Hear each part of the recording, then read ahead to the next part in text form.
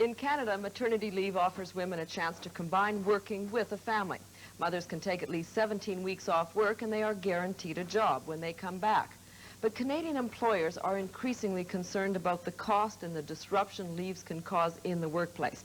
We're joined this morning in Ottawa by Sylvia Gold, President of the Canadian Advisory Council on the Status of Women, and with us here in the studio, Diana Ferguson, who chairs Berwick-Ferguson, a small business. Good morning to you both, ladies. Good morning. I'd like to start with you, Diana, if I could. Nearly 70% of all working women in this country are of childbearing years, of the appropriate age. Do you think the system can afford it? Should a majority or even some of those women choose to exercise their option to give birth? It's very good for Canada, for Canadian women to have children, so we can't discourage that. On the other hand, it does create problems for employers, particularly in terms of long-term planning.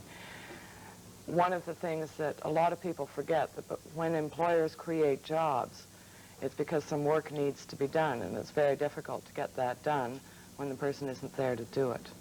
So you are left in a situation, particularly, I suppose, in a small business, of having to find a temporary replacement.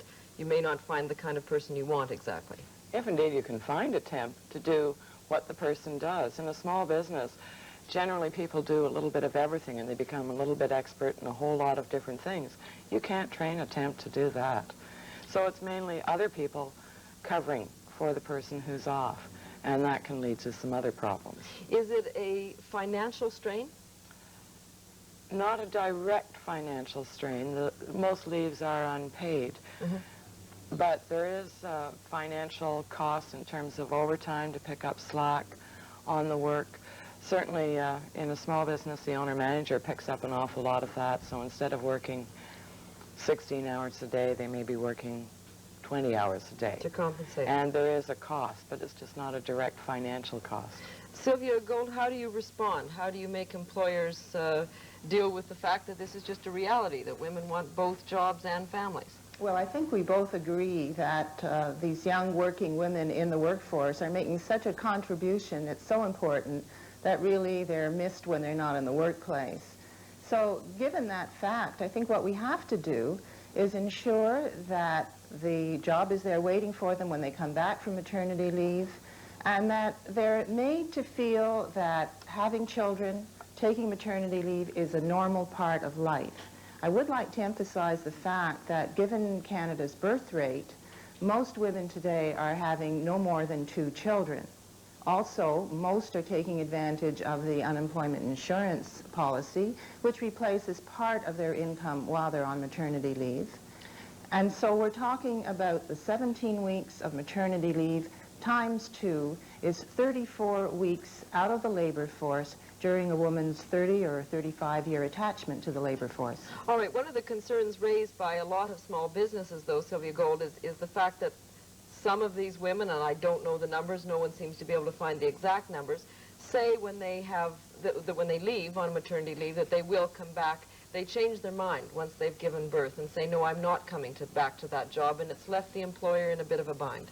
Well, in any program, there's going to be some abuse, and there are going to be some situations where a woman's situation changes. If she's in the unfortunate situation, for example, where her child is ill when it's born, and she has no option but to stay home and nurse that child, then you can't expect her to come back. But on the question of abuse, the Forget Commission on Unemployment Insurance pointed out that really very few people abuse the unemployment insurance system, and I would wager that very few women abuse the maternity leave system. All right, Diana Ferguson, you don't seem to agree with that.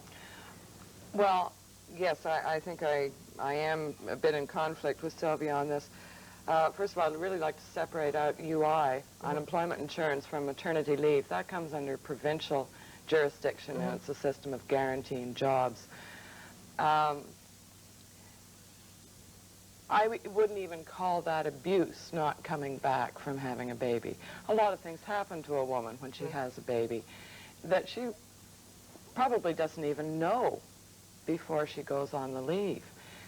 But it's a fact of life, and it's becoming an increasing fact of life that employers have to deal with. And this is the problem. They're paying a cost. Some people have suggested that women who go off on maternity leave should perhaps sign a contract saying they will come back.